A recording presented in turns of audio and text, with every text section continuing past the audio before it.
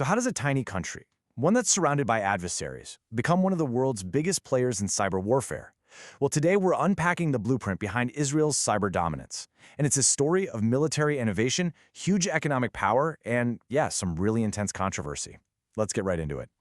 Okay, picture this. It's 2015, the setting, a few luxury hotels in Switzerland.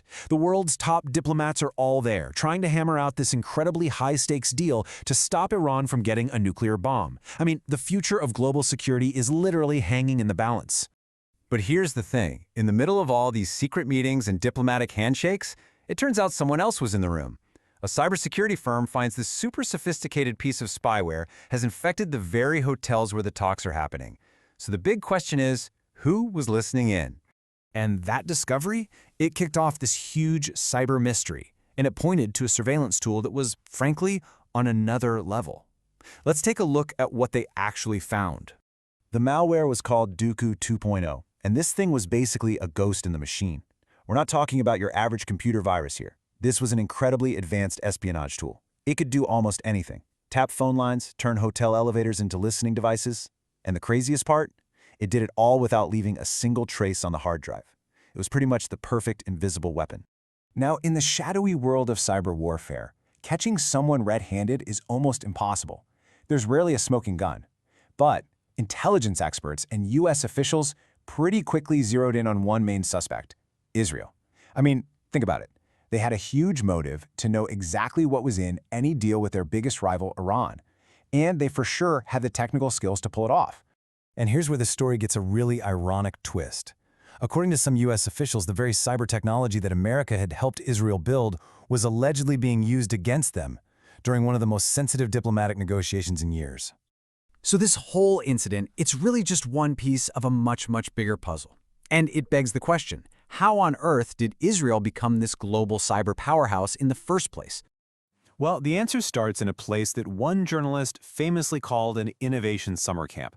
But believe me, this is no ordinary summer camp. Let's talk about Unit 8200. This is the Israeli military's elite intelligence unit.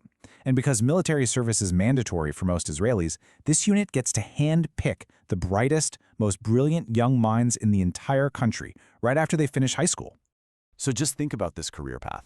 You're 18 years old. You're immediately thrown into the deep end. You're not sitting in a lecture hall. You were given real, urgent national security problems to solve.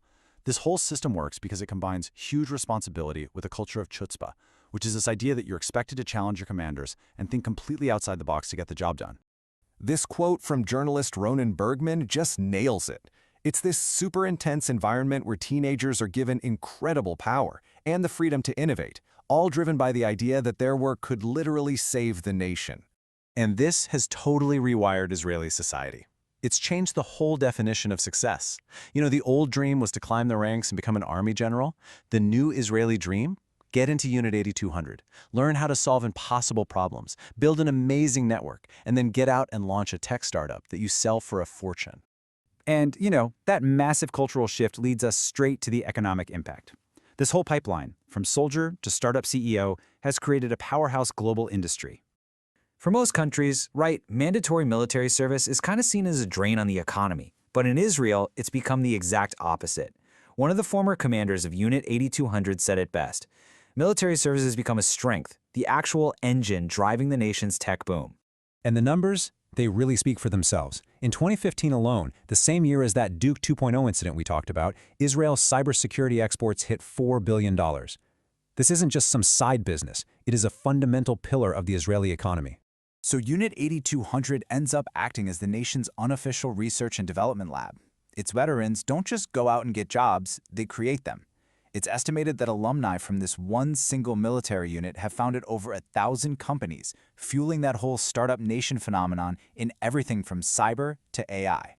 But this pipeline, from military intelligence to the private sector, it's not without its critics. Not at all. It comes with a really high price and some deep, ethical questions that we have to look at. Back in 2014, dozens of reservists from the unit actually wrote an open letter saying they refused to take part in what they called the political persecution of Palestinians.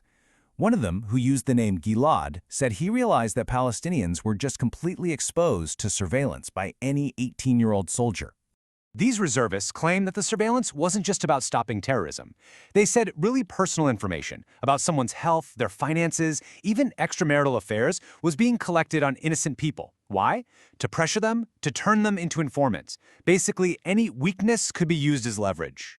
And this gives you a sense of what that reality feels like for many Palestinians. A former Palestinian minister of telecommunications put it this way: because Israel controls all the communications infrastructure, there's a feeling of total constant exposure. The occupation isn't just about land, it's digital, and it creates this massive power imbalance. And the controversy over these surveillance tactics isn't just about the occupied territories. The alleged spying on the Iran nuclear talks really damaged the relationship with Israel's closest ally. For American intelligence officials, watching Israel allegedly use American-supported tech against them was, as one of them said, a bridge too far. So, all of this brings us to our final point, how this domestic capability, which was forged in conflict, has now become a global product. It's actually a pretty powerful business model. The battle-tested tools and techniques perfected by veterans of Unit 8200 are now packaged up and sold all over the world. Companies started by these alumni sell their tech, which can be used for defense or for offense, to governments and police forces everywhere, exporting a very specific model of security. And this leaves us with one final and really crucial question. Israel has brilliantly turned its own security needs into a massive economic strength. But when the tools of surveillance and cyber warfare become your most valuable export, it forces all of us to ask, what is the true cost of that power, and who is it that ultimately pays the price?